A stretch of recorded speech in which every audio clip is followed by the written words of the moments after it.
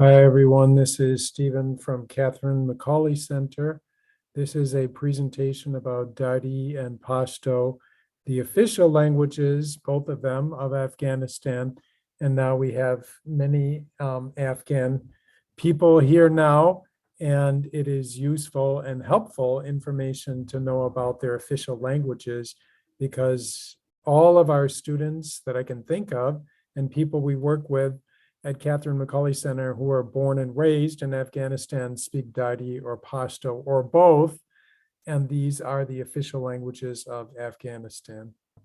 So this is going to be about language transfer, what makes it easier or more difficult to learn your target language or your second language or the language you want to study, which would be English in the case of our Dari and Pashto speakers. And this presentation should give you insights about what special difficulties Dari and Pashto speakers may have.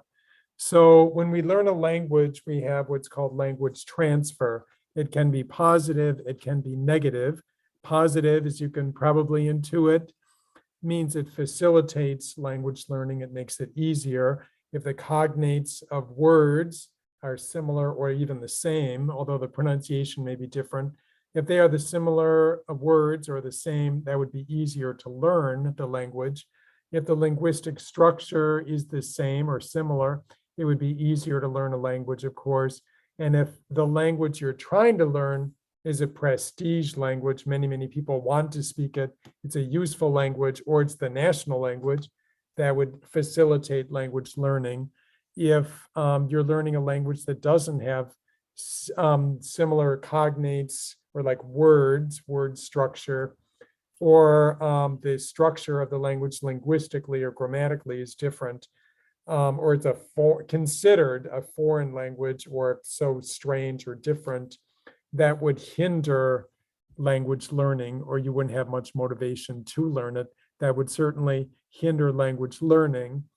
English is a subject, verb, object language, like most Indo-European languages are. Dari and Pashto are Indo-European languages, but on the Indo side, so they are technically Iranian languages, sister languages to Persian or Farsi, which is the language of Iran. And so they are related languages, but distinct. They're different, but related. They're Iranian languages, Iranic languages, but they are Indo-European languages like English. So that would facilitate language learning. The structures are somewhat similar. We will learn more about that. Dari is the lingua franca of Afghanistan. What does that mean? A lingua franca is a common language that people use not as a native language, but a language to communicate between speakers of different languages. They will use this common language called a lingua franca. It doesn't mean they've studied it. It frequently is like a trade language or a language used with the government when you have to do official business. So if people don't share a common language, this will be their lingua franca that they can use to communicate in just these very limited circumstances, not everyday language, like a in-depth conversation, but just an everyday language in the sense of for trading, for working with the government or dealing with the government, we should say. So Dari is the lingua franca of Afghanistan. So that is the language that people will learn to deal with the government or in like markets and places like that. So Dari is the native language, the L1 that's called, or the L2, a second language of the vast majority of Afghans. So like 3/4, 75% of all Afghans will at least be familiar with Dari and use it as a second language, if not a first language. So Dari is also known as Afghan Persian. So it is very close to Farsi, and it is related to Tajik. They're considered the same language. Dari Farsi and Tajik in writing. So as a literary language, they're considered the same language. If you can read Farsi, you can read Dari, you can read Tajik. Although if it's the same script, Tajik is written in the Cyrillic alphabet usually. Now it can be transliterated into using European script, we could say, a Roman script, but usually it's written in Arabic script, going from right to left. So Dari and Tajik and Farsi are all Iranic languages. They are related in the same root in an Indo-European branch of all languages, and then the Iranic branch of the Indo-European languages.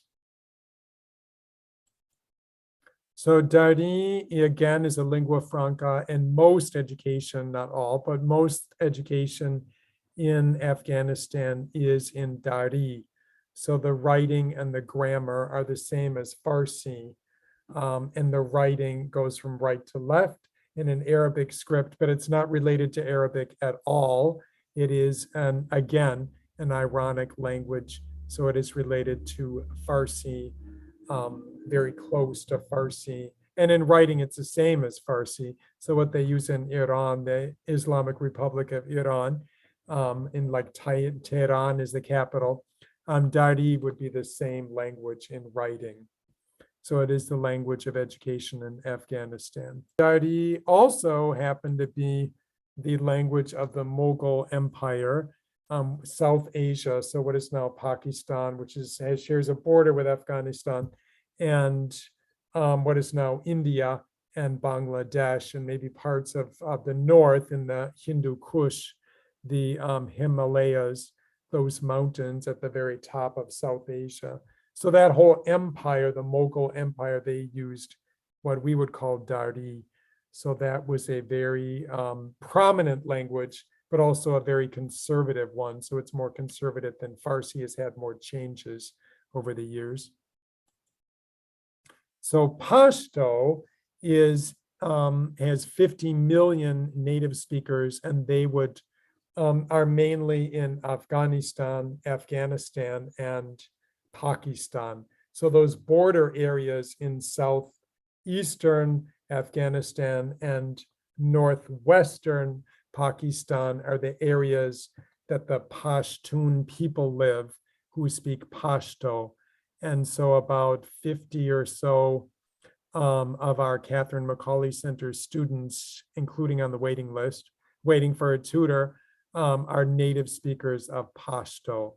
So about half of all Afghans speak Pashto as a native language. So that would be their first language, their L1. And that is also an Indo-European and Iranic language like Dari. So they are related languages. They're different, but they're related languages. So you can see on this map, the pinkish areas are where there are native Pashto speakers. The Afghan royal family, when they still had one, they were Pashtuns, and so they spoke Pashto. And this was the last king of Afghanistan, Mohammed Zahir Shah, with his military uniform, very militarized culture and country at that time. So he was the last king and a speaker of Pashto. Pashtuns speak Pashto, period, full stop.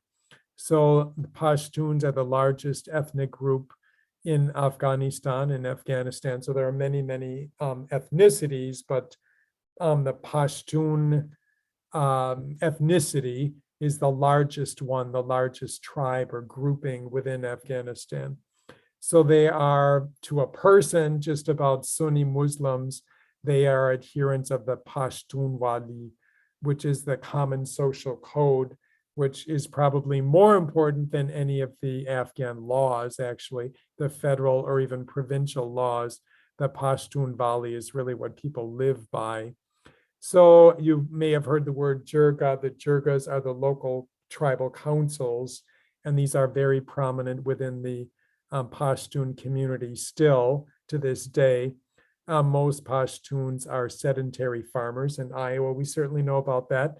and many of them also hold military jobs, so one or both of those. So this is a really beautiful map.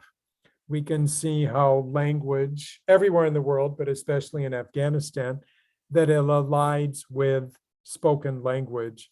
So those kind of golden brown areas are where the Pashtuns live, and they speak Pashto. And the Tajiks are in that green area, really kind of the going from almost completely the northeastern part of the country all the way into the the northwestern parts. There's kind of a band of Tajiks, and they speak Tajik, which is related to Dari, and it would be considered the same as Dari, really spoken very, very close. So Dari. And also the Hazara people, who are a Shiite people, not Sunni, but Shiite. They inhabit the middle part, kind of the north central part of Afghanistan. And they also, the Hazara people speak Dari. So Tajiks and Hazara people speak Dari, and the Pashtuns speak Pashto. And that would cover the vast majority of Afghanistan, would be those two languages. And they are both Indo-Iranic languages, so they're related to Farsi, Iranian. There are Turkic speakers, would be Uzbeks, Turkmen, Baloch, speak Iranian language, but there are some, maybe 10% of the population that speaks Turkic languages as a native language, and those are not Indo-European, but the vast, vast majority of Afghans speak an Indo-European and an Iranic language. So confusingly, somewhat, Afghanistan means the land of Pashtuns in Dari. So wow, mind-blowing. So we have both of those languages in the name, really. So Afghanistan is where public eloquence is really, really valued. It is a very highly esteemed value. So oral language is very important to Pashtuns and to Dari speakers, who would be Hazaras and Tajiks, as a native language. And Dari, important to note, is not an ethnicity. It's only a language. So the Hazara and the Tajiks are an ethnicity, like in Tajikistan in the north of Afghanistan. They have like their own country. So Tajik would be an ethnicity, and it's related to the Iranians or Persian people, the Farsi speakers, not to confuse things. But again, Dari is a language, not an ethnicity. Pashtun is an ethnicity, and their language is Pashto. Got that? Okay.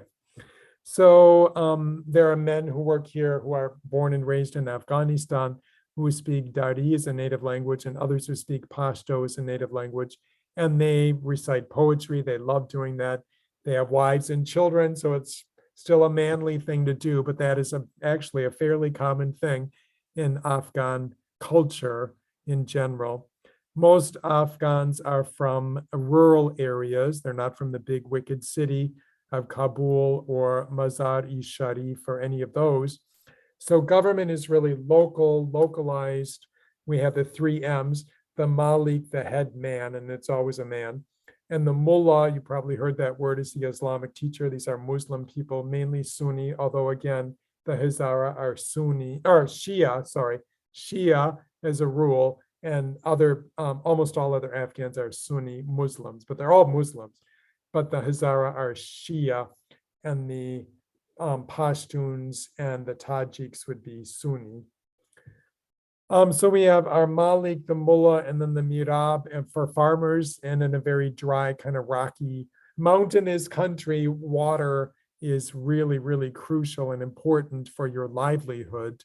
And all these men, and they are all men, rely on their verbal skills, ability to speak eloquently and well and fluently and correctly, and to communicate with their verbal skills. So the famous Rumi, you may have heard of him.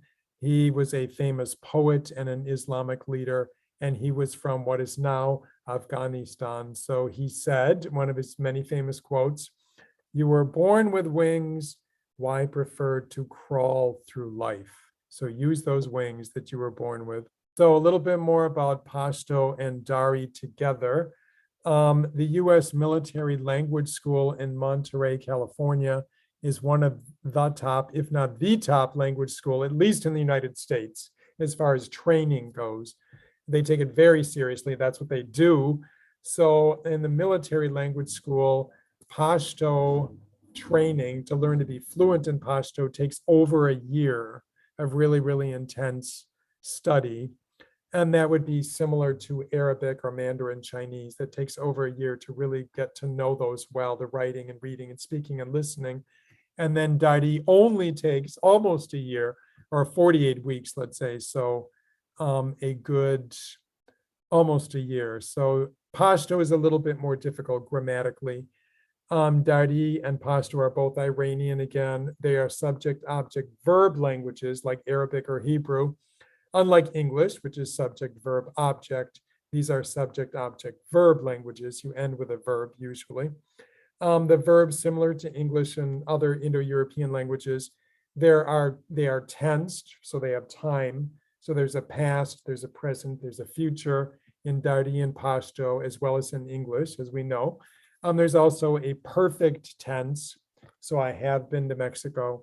I had been there for a long time before they came. So they have all of those or something like those in all those languages, in Pashto, Dari, and in English, as we know. So a complication with Pashto is that completed action, what we would call a simple past tense, if you have a transitive verb, meaning it carries an object, if it's transitive, then the verb would agree with the object and not the subject. That's the main thing. So it's kind of grammatical blah, blah, but just know it's more difficult than English. It's more complicated. So this is important to note and to look at.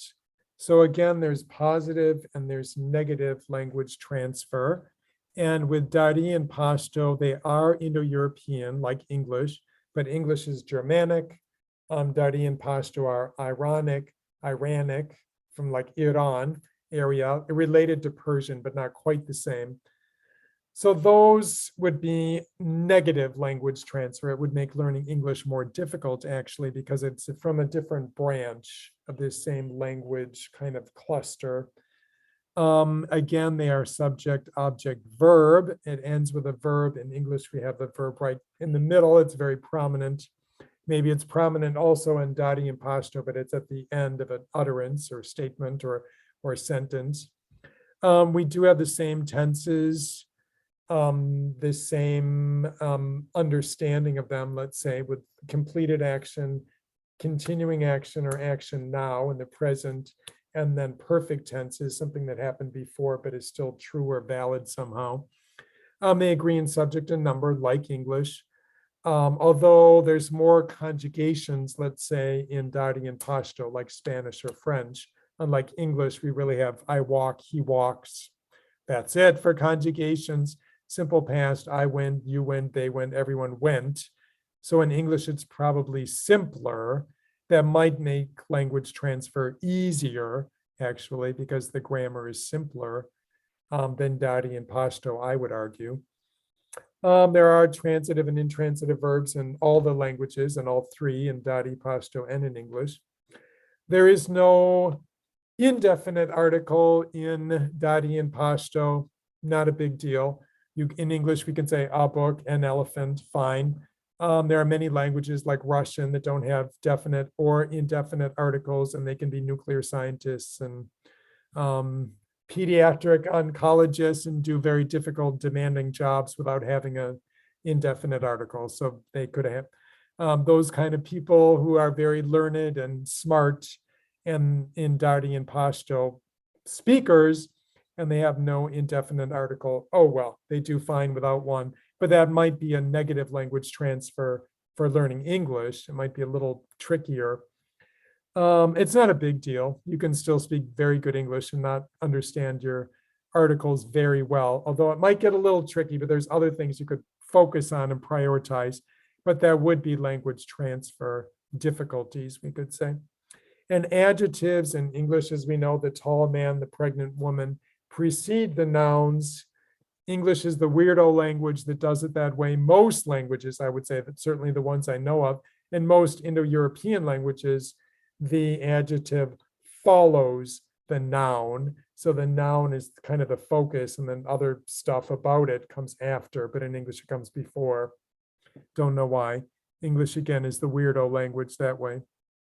But that might complicate things for someone learning English, that adjectives are formed and used in a different way. So as we can see on this, I hope you can see the screen, that Dari is like Farsi, like Persian in Iran, is a very regular language. The conjugations, we could say, are like Spanish or French. They're very regular. So you follow the patterns, and you could do that with English too. That might be positive language transfer in that sense. So you have what we call helping or auxiliary verbs, like with English. The verb to be is very prominent as a helper. I am speaking, you are listening. That would be a helping verb. And then your main verb in the ing in that case. So similar to Dari, you have helping verbs and main verbs. Or you just have single verbs, but they are conjugated. There's time involved. So I'm not going to go through all this because I don't know Dari, but you can see mecharon, I am buying or will buy, like in the future. Mecharidom would be I was buying in the past, obviously. Charida budom, I had bought before another time in the past. So they do follow conjugations like French or Spanish, probably more like that with 6 conjugations. English has 2 main ones.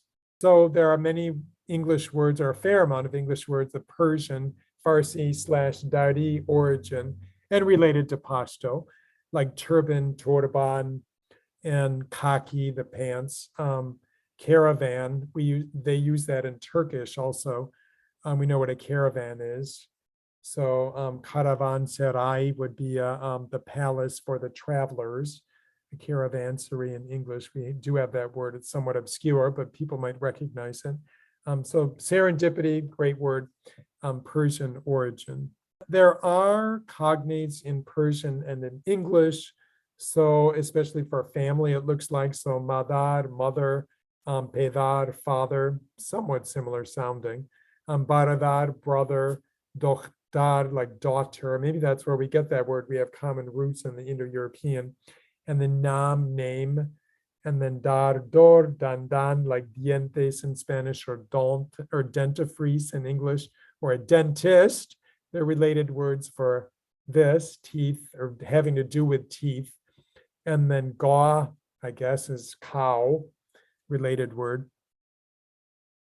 So this would actually help language transfer. It makes it easier to learn a language. We have similar or the same cognates, in this case, similar cognates.